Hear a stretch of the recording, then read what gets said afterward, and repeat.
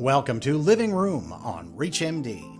On this episode, we'll hear from Dr. Avery H. LaChance, who will be walking through the manifestations of acute and subacute cutaneous lupus. Dr. LaChance is director of the Connective Tissue Disease Clinic, director of the Advanced Psoriasis Therapeutics Clinic, director of Health Policy and Advocacy, and program director of the Dermatology-Rheumatology Fellowship at Brigham and Women's Hospital. She's also an Associate Professor of Dermatology at Harvard Medical School.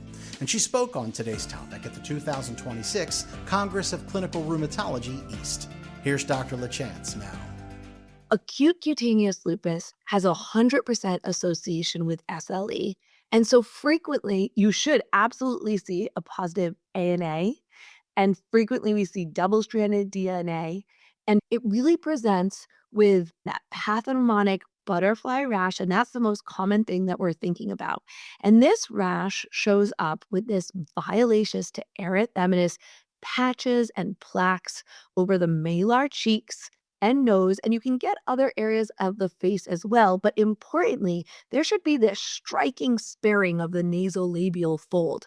So that really helps separate acute cutaneous lupus from some of its mimics, like dermatomyositis, in which really that erythema or violaceous hue should cross right over that nasolabial fold.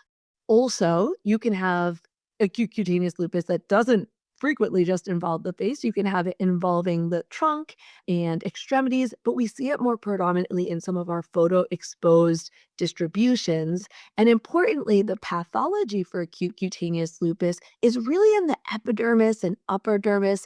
And so after you treat it, you really shouldn't have a scar left over, but sometimes you do see some dyspigmentation.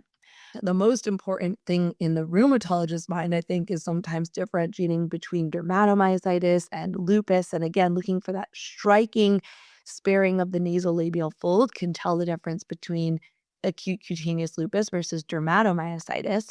But there are a number of other malar rash mimics that can show up, such as rosacea, where a lot of times you see papules and pustules and acne-like lesions. You really shouldn't see those in acute cutaneous lupus.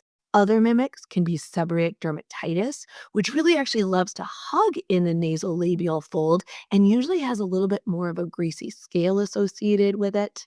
And then also on the rheumatology side, sarcoidosis a lot of times can show up on the nose and cheeks as well. And there you are looking for a bigger, kind of more granulomatous look. And for those patients, you get these plaques that often can hug down onto the nasal ala and the alar rim. And when you see that for patients with sarcoidosis, if you press on a sarcoidosis lesion, you should get this kind of apple jelly appearance. And that can help you understand that there's more of a granulomatous factor than kind of that pink erythematous violaceous look of acute cutaneous lupus. We then dive into subacute cutaneous lupus, and this has about a 50% association with systemic lupus. And the antibodies we frequently see positive in subacute cutaneous lupus are anti-Ro over LAW. We often see an ANA as well. And like acute cutaneous lupus, the pathology is in the epidermis and upper dermis, and that gives you the look of what you get for subacute cutaneous lupus, which is where we see these erythematous to violaceous, often annular polycyclic plaques that frequently have this trailing scale behind it. You're going to kind of think about an Olympic sign with these intercalating rings that cross over amongst one another and are polycyclic and annular, so kind of clear in the center with this trailing scale. But subacute cutaneous lupus can also present with a more psoriasiform look. And so if you have something that looks a little bit like psoriasis, but is in these photo-exposed sites predominantly, because a subacute cutaneous lupus, akin to acute cutaneous lupus, loves photo-exposed areas, you're going to think about subacute cutaneous lupus on your differential as well. Now, it's important to note for subacute cutaneous lupus that especially in your older patients, there can be this medication trigger.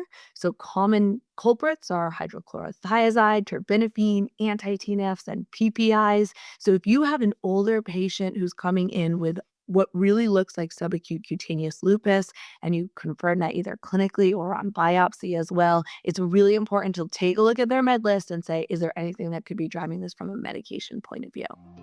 That was Dr. Avery H. LaChance, discussing acute versus subacute cutaneous lupus, which she spoke about at the 2026 Congress of Clinical Rheumatology East. To access this and other episodes in our series, visit Living Room on ReachMD.com, where you can be part of the knowledge. Thanks for listening.